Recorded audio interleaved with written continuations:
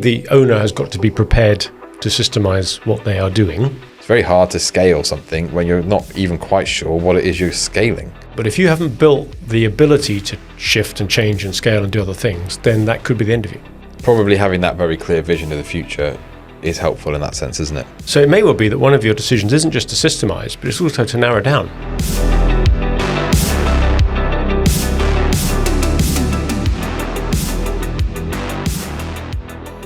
Okay, here we are again. Now, do you know, I listened back to a few podcasts recently, and I always start them with, here we are again, or, so what's new, or, hello, what you got?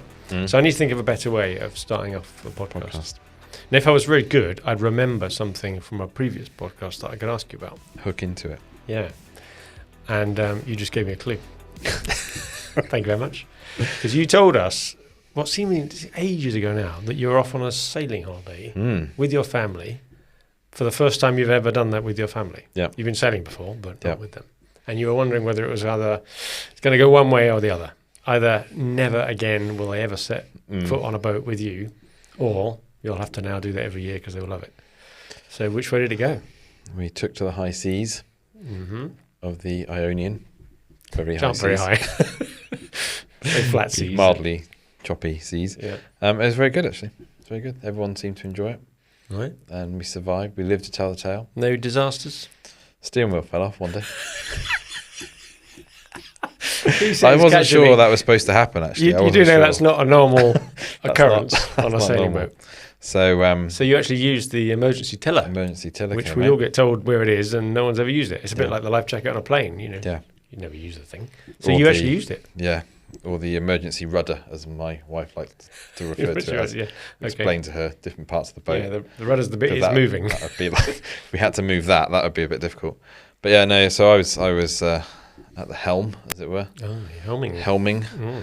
And we had some good. It was about 20 knot sort of winds. A fresh breeze. Fresh breeze going. Sails fully out. Mainsail fully out. Very good. And the kids loved it. Kids loved it. And I was thinking, the old steering wheel seems a little shaky. Bit wobbly. You thought it was just the speed you were going at? Maybe it was just, the radical sailing I'm that good at sailing. And we had a skipper with us who was very good. And when she took back the helm, what have you done to my helm? Yeah, You've broken the boat. This wasn't like this before. How hard were you gripping this? Yeah, maybe you had white knuckle. Anyway, we lived to tell the tale. So they put the wheel back on again, did they? We used an Allen key to try and secure it. There's a tiny piece of metal that attaches the steering wheel to the column. Sounds a little bit makeshift. Maybe we shouldn't say the name of the company we went with. No, should there be a legal case? Well, if you were to slander them on air. Exactly. But we lived to tell the tale. Crew did very well in terms of resolving the situation, and it was all fixed very quickly. So it was all as soon as we got into port. So it's a little bit of it, All's well that ends well. But there was a point where I was looking on it through a pair of binoculars to see some seals potentially on an island. And as I was looking at this island, which was dry land, it was all of a sudden being an island. I thought, how come I'm staring at the sea? Oh. And that was You've fallen point. Over. That was the point at which the steering completely went. So you start going around in circles. I started going around in circles. So in terms of adverts for taking families on sailing holidays, you've probably just done more to harm that. No, the whole thing was a great experience. Every day, different place, good adventure, good bit of can you live in confined quarters with each other. It's a good test. Organisation. A family can survive in 30 foot of GRP. Yeah. A pointy end and a blunt end. For a week. Yeah, unlimited rations. But no, it was very good. Very good. I'm glad you enjoyed experience. It. Excellent. Well, thank you very much then for that update. I've been thinking, sort of half on and off in the last few weeks. Tell a tale. We never come back to that topic. Some of us know the difference between the tiller and the rudder. Others don't. Do you know your port and starboard? Just about. Just about. Good. Well, on the same theme, we should go back through some of the old podcasts, because sometimes we mention things that are happening and we say we're going to come back to them and we don't. So we need to keep good on our promise. And come back to them. Good. Okay. Well, we better do a podcast. Yeah.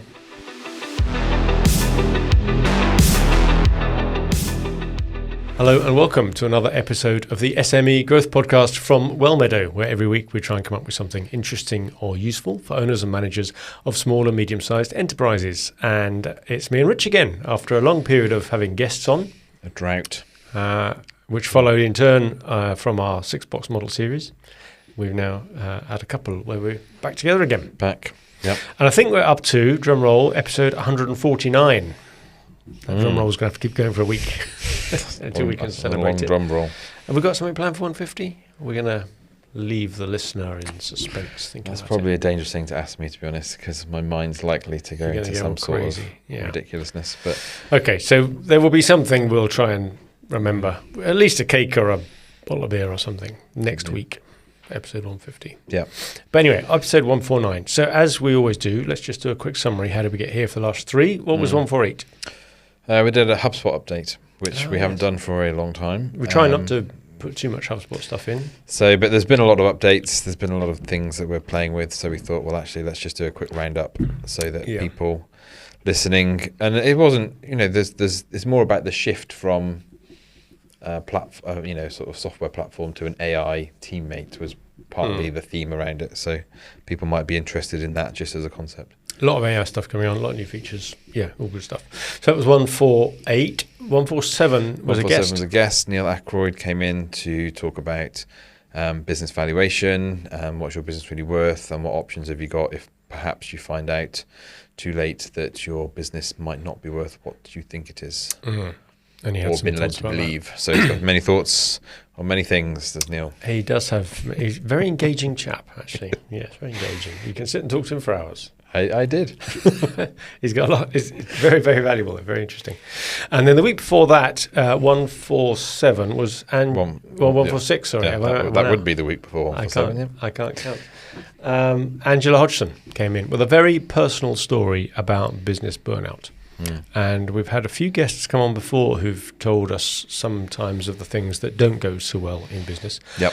And I think it's really useful to try and get guests on like that, because there's, I think, too much out there where people only talk about the successes. And obviously not every business venture or career path ends in success. So Angela was very frank with her own personal experience from having been in a very senior role in Bentley Motorcars.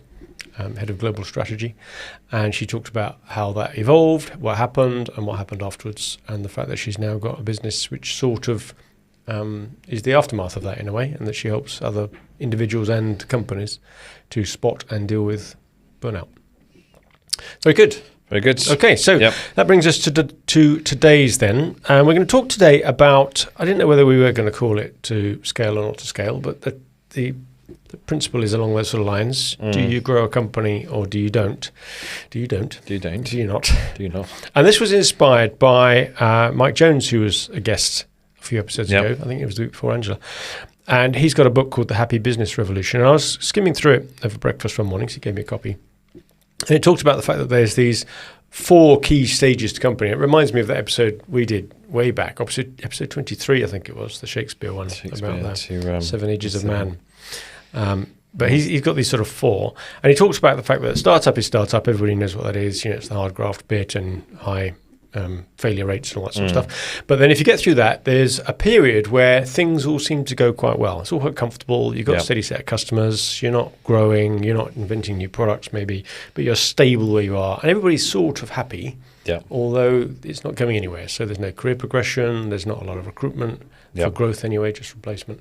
So he talks about the fact that to get beyond that, you've got to scale, but you can't just go from steady state to scale. There's a stage in between, which was the systemising stage. So you've got to get to a point where the owner doesn't have to make all the decisions. They can then step back, and then you can properly scale.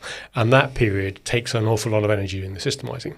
So given that, if you're sat in stage 2 in Mike's models, with a sort of comfortable stage, there is a very real discussion to be had, and that's what I wanted to have with you today, about when is it worth pushing through the painful bit, the systemising and all the hard work, because none of that pays you any money. Systemising is all internal stuff, to be able to get to a point where you could then scale and then grow, or whether, given that the definition of stage 2 is that everybody's happy, why don't you just stay there?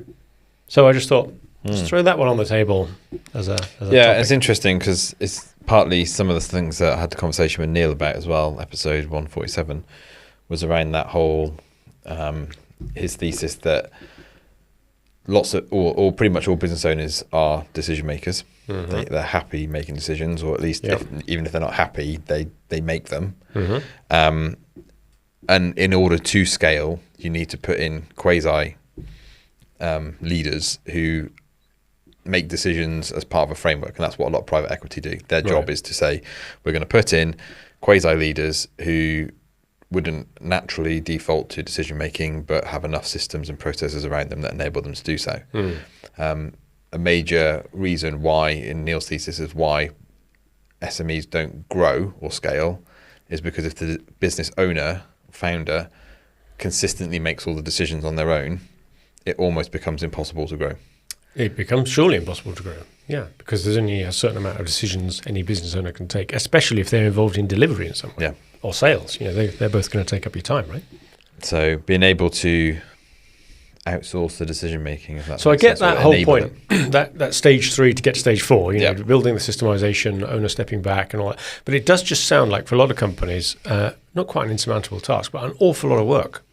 Yeah. You've got to start, the owner has got to be prepared to systemize what they are doing, which is maybe loss of ego. Maybe they quite like making all the decisions or being the go-to person. Yep. Maybe there's that. Or maybe it's just sometimes they can't really think how they make the decisions. They just do it. It's so instinctive. They can't imagine how to turn that into a system or a formula and train others. Well, I think as well, it's that there's a bit of stigma maybe around that question people ask, well, how big's your company? And what they mean is, how many people have you got working in your company? Well, sometimes they're quite explicit asking that question. As if that's a measure, that's some form of measure of success, and maybe on some measures it is, but what, in terms of providing employment and doing things, but I think so some business owners, and I've just been through this with a client at the moment, it's still ongoing, but where we have to build this organization for the future, and we have to have all these roles, and they're quite senior, and kind of they feel as if that's what they have to do, because that's what a grown-up company looks like, and there's these people that have all these director titles and this, that, and that, and the other. Yeah. And you think, well, actually, the effort you've got to go through to build that, given that most of it is overhead, and when you go through it all, and you say, well, is that what you really want to do? Like, what does it look like if you don't do that, and you really scale this back and keep it small, and you focus on success looking like profit rather than number of people? It's not vanity, it's sanity. All of a sudden, it's a different sort of mindset. I wonder if that is changing now with the AI thing then, about the number of people.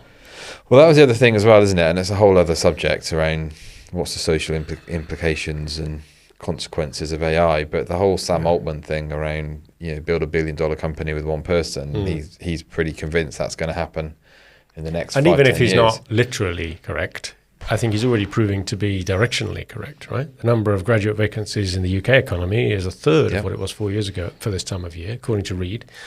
And we could see that through our own experience. We could see our clients not recruiting at the junior levels. So anybody that used to have to go and do research or compile a report or produce a presentation, everyone's using ChatGPT or... Well, it almost used to be a little bit of a dirty secret, didn't it, ChatGPT? You wouldn't tell people that you were using it. Yeah. And now it's quite open. It's ubiquitous.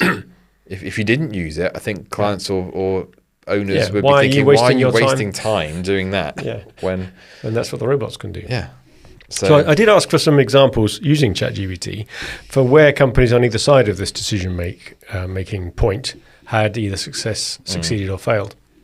And I'm not sure, it's always hard to get good case studies of SMEs, and even if you can get them, the GPT won't serve it up because it will be on an unrecognizable brand. But for recognizable brands, BlackBerry, they say, came on the wrong side of it because they didn't carry on systemizing and so on to a point. And just at the point the smartphone market exploded, they were still left with a reasonably non-smartphone. And BlackBerry, I think it was owned by Research in Motion, or who were they owned by, they famously fell by the wayside, having been the dominant phone for business people. And they put that down to the fact that they weren't systemizing enough so that they could then adopt and scale. They were stuck in their old model. Whereas the other way around is someone like Innocent Drinks, UK-based business, sort of smoothies and that sort of thing, isn't it? Yeah. And they did put a lot of effort into formalizing their supply chain early on, which meant that they were then able to step back, the owners were able to step back and focus much more on the strategy and how they were going to lead the company, and not get bogged down with constantly visiting suppliers and doing all that type of thing. So that they were saying that's what enabled them to explode. So that's quite interesting, isn't it? And there's probably countless other examples, we'll come across them, but where I think could be a good or a bad thing. Probably having that very clear vision of the future is helpful in that sense, isn't it? So I think if you've got I don't know, I'm pretty sure Innocent did have a very strong purpose when they started, wasn't they? Yeah. And they were very kind of, there's some good stories around that. How I think they tested it at Glastonbury or somewhere, didn't they? Oh, really? I think they had a sign there, like, should we leave our jobs? They were both doing it as a side hustle type of thing, and they had this sign there, like, is this good enough for us to leave our jobs type of thing? Yeah, okay. Maybe that's urban myth, but anyway, good story. But I think if you've got that very clear, like, this is where we're heading, this is what our purpose is, this is what we're doing, I think that makes it a lot easier to say, okay, well, we've got to focus on building these systems, even though it's a pain, and nobody really wants to, very few people that are really into like that level of detail, because particularly if you're a founder, because you want to be doing the selling and the visionary stuff and all that type of thing. Yeah. Well, maybe that's where the investment has to come in then. You have to take some people on that aren't going to be frontline value delivering or selling. They are just there to systemize what you've got. Classic overhead, like you say. But you've got to want to get to the other side of it. You wouldn't do that for its own sake. I can't imagine many people would want to. And I think that's where you've got to have a real clear, like, this is what we need systemizing. This is the parameters around it. Because you could systemize till the cows come home, couldn't you? That's but you've got no customers. But if you don't use it to scale, then it's an even more of an overhead without the rewards. Why would you invest on something you're not going to get a return from? Like, build me the company I need in 5 years now. Like, or at least the ability to get there. Yeah, I think as well the point that came up was that the owner's got to really get that point of their role changing. They've got to move from being an operator to an architect, if you like using that term. So then they're probably going to be motivated to do that systemization phase to get to the other side. And I can imagine in my mind, as I think through the various clients we've worked with over the years, hundreds of SMEs, lots of people haven't got that mindset. That's not what they're driven by. They actually quite like being the operator. And in fact, when you try and rip their hands, peel their knuckles off the steering wheel before it falls off, that they don't want to. They actually, their sense of self and what they get from work or owning a business is about doing it. Yeah. And maybe we're guilty for that lot. We enjoy our work too much to actually want to lose control and run a company of 50 people that we're just managing them doing it rather than us being involved. So I think there's, and that's, I suppose, why I suggested this week's topic is what it is. Is there a legitimate reason for not growing through? Because all these examples we've got here are those that either succeeded or failed when they didn't get through. I haven't managed to find many examples where they deliberately kept it small for a while, maybe forever. Is that okay? Ben and Jerry was another one that came up, but they had this idea very early on that they were really a purpose-led, almost a campaigning organisation. Yeah. The fact they made ice cream was just a vehicle to do it. And when I heard an interview actually with one of the Unilever chief execs that Unilever bought them, and they were starting to say some stuff which was maybe not in line with some of the Unilever branding and values. But they said, well, that's what you're going to get if you're going to buy a purpose-led political organisation like Ben & Jerry's. They're going to say that sort of stuff. I think they carved that out of the agreement as well, didn't they? They were allowed to say what they wanted. I think that was part of the deal. Well, I can only imagine that would have been sensible for them to do. Because it wasn't by accident that they ended up taking on these causes, was it? They absolutely wanted to be able to say what they wanted, say what they felt. But I think that's an interesting one. That's a question that came up as part of my FDE group, that there's a lot of people looking at how do they go from the doing to the designing. How do they go from being the person who is the, doing the work to helping others do the work, leading You've got to think at another level. Because a lot of people, I think, are good at what they do. Well, presumably businesses that are in this comfort zone, they are definitely good at what they do, right? They've got loyal customers that are happy with what they do. They've got people around them. Everybody's happy. So they must be good at what they do. Now, to be able to take one step back from that, saying, well, how am I good at what we do? What is it that I'm doing here that I could write down and train others to do? And maybe sometimes accept that the full range of what you're doing is only possible because it's you doing it. You happen to have a particular range of skills, and maybe you're, Elon Musk and people who are phenomenally talented in narrowly defined areas will be able to do a lot more than normal humans being employed to take it on thereafter will be able to do. So it may well be that one of your decisions isn't just to systemize, but it's also to narrow down. Remember that book we read, which Built to Sell, which talks about the $10,000 logo. The example they gave in that book was a design agency that used to do all sorts of things for their clients. They would do, print advertising and digital media and brochures and annual reports and everything. And they narrowed it down to just a logo producing company, because that's something they realized they could scale. Whereas if you're a general service, high street, consulting firm or law firm or whatever, you're doing everything, it's very, very hard to put enough people in that can do all of those things. I think there's probably two other things, or at least two other things on that. You've got to have the people around you that you can give the doing to. Because if you haven't got anyone to give give that to. You can't. Who's going to do it as you scale? Yeah. And maybe AI, but side quest. But also, I think learning to say no. I think so many business owners just take it on because that's normally how you start a company. You say yes to everything. Yeah, that's not a bad thing when you're small. Yeah. As you say, that's the only way to survive. Yeah. You take whatever's going. That's just following the market. Where's the need? You say, yeah, and I think then what happens is you get to a stage where, and we've been there probably, where you follow the market, you're not quite sure what people want, right, when you start off. So do they want this? Do they want that? Whatever. You end up with a whole load of range of different services, and then you think, well, actually, we're being asked to do more of this now, or we're actually getting really good at this, or this is what we like doing. Yeah. Right, let's focus on that, and we'll cut those other bits off. And then you can go through those sort of cycles, and I think we've probably been through a number of those cycles until you actually refine. This is what we are. Right, now you're in a place where you can scale it, because it's very hard to scale something when you're not even quite sure what it is you're scaling. No, sure. Well, if you think of the things that we've been involved with in the past, from selecting senior execs and running assessment boards and all that sort of thing, that was a part of our business, wasn't it? Because someone asked us to do it. Remember when Paul asked us all those years ago? Well, just because that's what somebody wanted once back, and then other people jumped on that and wanted it as well, doesn't mean that's what we have. We don't do it to this day, to be fair. All the creative content that we've talked about, only a couple of years ago, we had a hell of a team around us, great at what they did, but it was taking us down a route that, whilst some customers wanted us to do it, it wasn't really where we've now decided to focus the business. So it's okay, I think, to say yes to start with. You're trying to work out which is the area that you can add most value and where there's the biggest demand, that whole gap in the market in the gap thing. But when you've worked out what that is, do you then stay there? You found it is a sweet spot. I think if you had imagined this as a graph, you're at a local peak of a hill somewhere. Now, there may be another hill a valley or two away, but do you go down the hill you're on to be able to get up the next big hill? Because that involves pain and cost and uncertainty and risk. So the question is, are you at any greater pain, uncertainty and risk staying where you are? Well, I think that's back to then what are you doing it for, isn't it? Like, are you trying to solve a big problem? Are you... From a purpose-led point of view, is your vision bigger than where you're at the moment in terms of what you want for, yourself, your company, your family, whatever. And that's what I think. There's got to be some intrinsic motivator really to want to break out of that cycle. And if it's size for the sake of size, I'm not sure that's healthy. Like people who want big businesses, either to boast about how many pounds of turnover they have or how many people they employ. We've met clients, we were mentioning one the other day, who was exactly like that, she remained nameless. Very much got a sense of success and kudos and social status from how many people they employed and how many millions of turnover they were doing. Weren't necessarily making any money or necessarily had happy people around them. Yeah. But they ticked a box that they thought was what they wanted. And I think those companies that instead are purpose-led and say, no, we want to change the world or solve this problem, and they happen to make money on the way, then you wish them better luck, really. Because you've got to make money, haven't you? You've got to make money, otherwise you're not in business. You're not in business very long if you don't make money, are you? So it's like, I don't think that's a bad thing.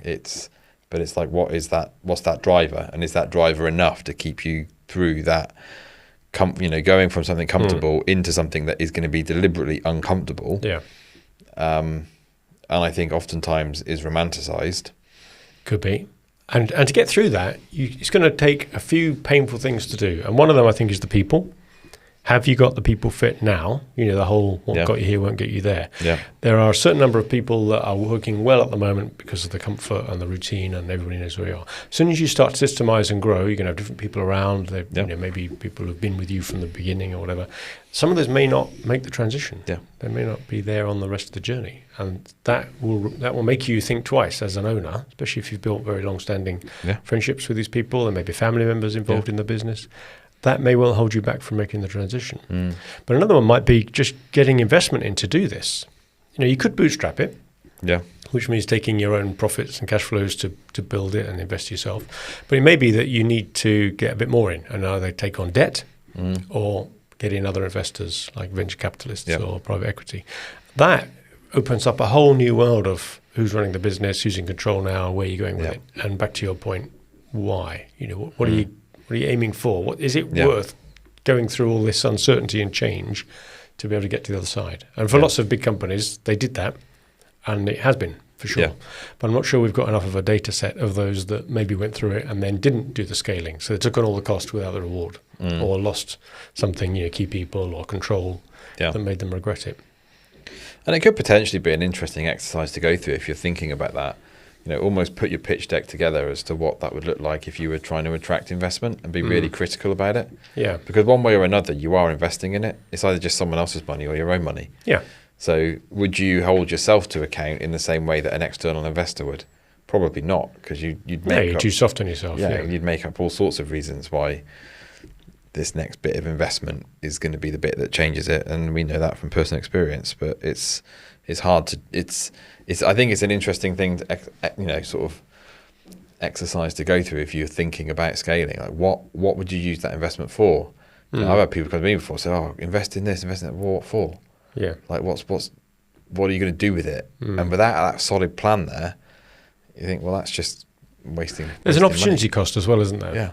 And maybe that's something that we're all very guilty of ignoring. Just staying the size you are is giving up on future returns, maybe from just a size point of view, but it's also giving up on some protection against things that change. Because if you haven't built an organization that is getting used to change and scaling, then when a storm happens and you're thrown off course, you're going to find it harder to get back on course again. Maybe you've got some reserves that will see you going for a while, but we've had businesses that we've worked with over time that their market just shifted away from them. Yeah. It wasn't anything that they did wrong. Yeah. And most other people in their situation would have done the same things, maybe not even as well. Yeah. So they ran a good company for that moment in time in that market. Then the market shifted. COVID changed lots of things, or maybe just the way people buy anymore, or your supply chain further down the road that's changed. Imagine anybody supplying JLR at the moment, with all the aftermath of their cyber attack and so on.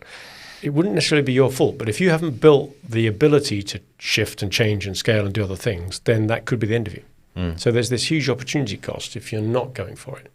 But I still think is there ever a case where a company could legitimately say they chose the best course of action not to systemize, not to scale, because they were stable enough? And it sounds like it's a dangerous place to imagine being. Yeah. And I can't imagine countenancing it too much, and yet lots of companies do it. I think that sort of suits. That's got to be a classic lifestyle business, hasn't it? It's got to be. I think otherwise, I think it's to go backwards. Well, I've heard that phrase before, that if you're not growing, you're shrinking. So, yeah, maybe that's true. But there's some interesting research from Harvard Business Review, apparently, who said that SMEs who invest in structured growth outperform peers 3 times in valuation multiples within 5 years. Right. And I actually went through this exercise. It was a bit of a ChatGPT exercise, but we were talking about this with a client the other day when we were looking at how do you impact your multiple range, and going through from a sort of 1 to 10. What does that need to look like in terms of? That's definitely a systemising thing, isn't it? Systemising, and what should you be aiming at? Yeah. Because, and again, this is something that Neil touched on in that podcast around just, lots of business owners think they've maybe got a 5, 6, 7 multiple on their business, and when you actually look at it in the cold light of day, it might be a 2. It's probably a 1. So, which is clearly a big difference. In expectations. And coming to terms with that, I think, and understanding where you're at in terms of what your business is worth and where you're going for it. It's part of really understanding. Certainly as people get to the point where they're thinking of stepping back a bit or selling the business on, whether that be an MBO or a trade sale, you've got to be aware that it's not as easy as you think. You can't just walk out one day and someone else takes over. Yeah. Good. Okay. Interesting stuff. Any other thoughts you wanted to pick up on that? Yeah, I don't know. Maybe a little bit of a health warning as well, and maybe this is shooting ourselves in the foot as consultants. But I do think the whole piece around scaling can attract the vultures, can't it? Well, you see that, and Neil talked a bit about that, didn't he? He had some horror stories. But you're right. As soon as well, were you thinking more about the investors coming in and the people looking for the change of ownership bit, or are you more about how to get the scaling, the systemization? I think if you're a business owner talking about scaling, then you've got to really make sure you've got good people around you, internally and externally. Who are the vultures that you had in mind? And I've got some in mind too. Maybe vultures is too strong, but there are certainly vultures. But I think you're in that mode of like we're growing, we're scaling, and maybe some of that is is ambitious, right? You're in that ambitious mindset. So you're in that spending money, investing. I would just say be really careful who you invest, what you invest in and who you invest it with. Yeah. Because there's a lot of people that will jump on that bandwagon and say they're going to help you when... Well, and I think there's also some of the ones I was worrying about was that there's a range of potential investors out there if you're going down that route, some of whom take a very brutal portfolio approach to these things. And they, I won't say don't mind, but they accept that a proportion of the companies they invest in will fail. Yeah. And they almost just let natural order of things, natural selection, sort that out. And you could be one of those that fail. And from their point of view, whilst they're losing money on it, as long as other companies in their portfolio are doing well, that they will allow that to happen, which you as complete control of your business would never allow to happen because you've only got the one company in your portfolio, right? So that worries me a bit. But I was wondering also whether, when you mentioned that, the vultures thing, whether in trying very earnestly to systemize and to grow to the next point, there are all sorts of people out there that haven't ever run businesses on their own, possibly couldn't do so, and are specialists in some areas, and will happily sell you their time and expertise to help you systemize, in inverted commas. But actually what you end up with at the end is systemization in name only. You've got lots of systems, but it isn't actually easy to scale once you've got them. So imagine if you decided that your onboarding process needed to be systemized to be able to take on people. I'm sure there's loads of people out there that will help you build an onboarding process, but that doesn't mean that you could then step back and everybody gets onboarded the way they used to. Without you being around, because it needs a certain amount of whatever got you here to be embodied in that. So I do. You've got to be careful, I think, who you choose as your partners, and maybe you've got to make sure you've got enough people internally that are very good working together.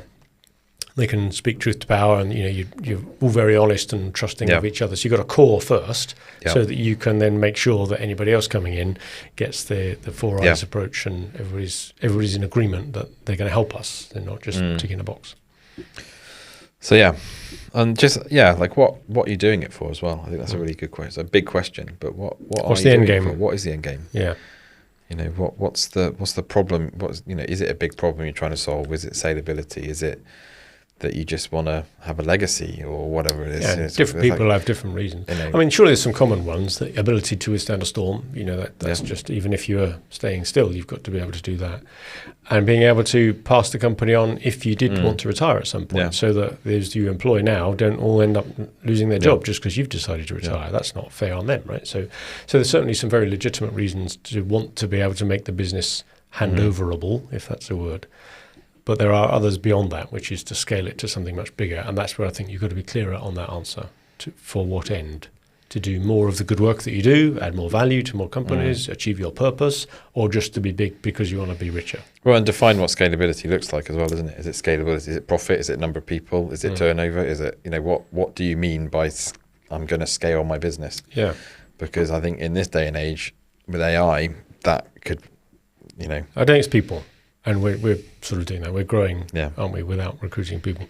I think it's something for us around the number of companies we can help, effectively help. That we're here to help companies to grow using the expertise that we have. So the more that we can help to grow by more, then we've achieved something. We've done our bit. It's not as if we're doing it as an act of charity, but certainly there's a purpose-driven bit to that. That whole building something of lasting value. We're not just here to give people advice and walk away again. We really want it to work to leverage their performance.